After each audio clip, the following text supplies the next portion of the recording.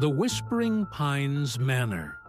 The old manor stood silhouetted against the bruised twilight sky, a skeletal finger pointing accusingly at the encroaching darkness.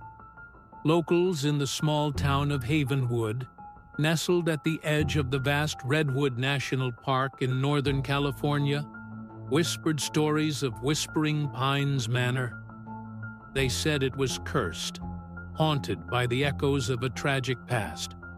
No one dared to venture near its decaying grandeur after nightfall. Sarah and Ben, a young couple with a penchant for the paranormal and a healthy dose of naivety, dismissed the tales as folklore. They were drawn to the manor's isolation and its rumored history, hoping to document any spectral activity for their fledgling online channel. They had secured permission from the distant, indifferent owner, a descendant of the family who had abandoned the estate decades ago. The manor was a relic of a bygone era. Dust lay thick on ornate furniture draped in white sheets. Cobwebs clung to the high ceilings like macabre lace. The air was heavy with the scent of damp wood, and something else. Something faintly metallic and unsettling. As they explored the sprawling house, a sense of unease began to creep into their initial excitement. The first few days were uneventful, filled with the creaks and groans of an old house settling. But then, the whispers started.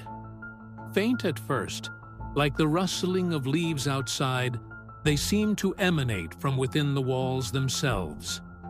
Sarah and Ben initially attributed it to drafts or their overactive imaginations. However, the whispers grew more distinct, morphing into hushed voices they couldn't quite decipher. They would stop abruptly when approached, leaving an unnerving silence in their wake. Doors would creak open on their own, and shadows would flicker in their peripheral vision.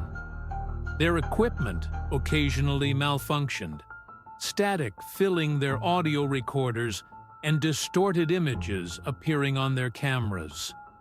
One evening, while reviewing their footage in the dimly lit library, they heard a child's faint giggle coming from the floor above. They cautiously made their way up the grand, creaking staircase. The upper floor was colder, the air thick with a palpable sense of sorrow. They followed the giggling to a nursery, a room frozen in time.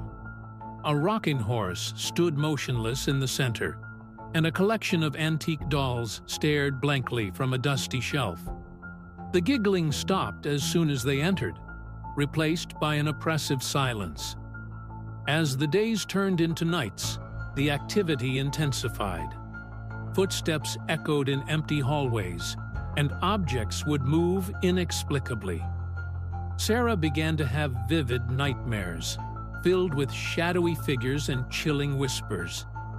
Ben, though trying to remain rational, couldn't deny the growing dread that gnawed at him. Driven by a desperate need to understand the manor's history, they delved into old documents they found in the dusty attic. They pieced together a tragic story. A wealthy family, a sudden illness that claimed the lives of their children, and a mother driven to madness by grief. Rumors circulated of strange rituals and desperate attempts to communicate with the departed. One particularly stormy night, the power went out, plunging the manor into absolute darkness. Armed with flashlights, Sarah and Ben huddled together, the wind howling outside like a tormented spirit.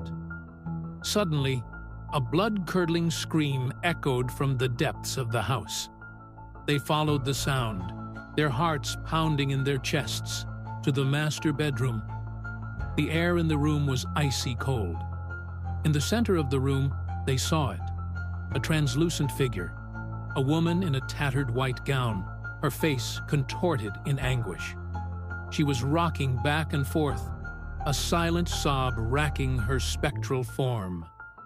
Terror gripped Sarah and Ben. This was beyond anything they had imagined. They tried to back away, but the door slammed shut, plunging them into darkness once more. The whispers returned, louder now, swirling around them like a suffocating shroud. Then, a new voice joined the chorus, a child's voice, filled with a chilling innocence. "Mommy? Where are you?" Suddenly, the temperature in the room plummeted. Sarah felt an icy touch on her arm, and a child's small spectral hand slipped into hers. She looked down and saw a faint, shimmering outline of a child standing beside her. Ben, paralyzed with fear, could only watch in horror as more spectral figures began to materialize around them. Children with vacant eyes and sorrowful expressions.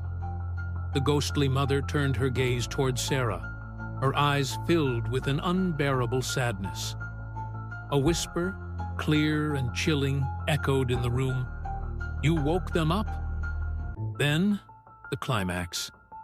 The spectral children began to reach out, their translucent hands grasping at Sarah and Ben.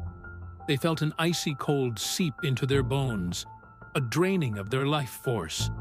The room filled with the cacophony of whispers and the silent screams of the trapped spirits. In the flickering beam of Ben's flashlight, Sarah saw her own hand becoming translucent, fading into the spectral realm.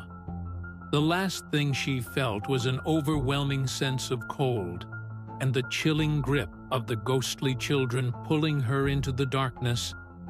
Their mournful whispers, the last sounds she would ever hear. Days later, the owner of Whispering Pines Manor received a call from the local sheriff. Sarah and Ben's car was still parked outside the manor, but they were nowhere to be found. The house remained silent, its secrets locked within its decaying walls, waiting for the next unsuspecting souls to awaken its tragic past.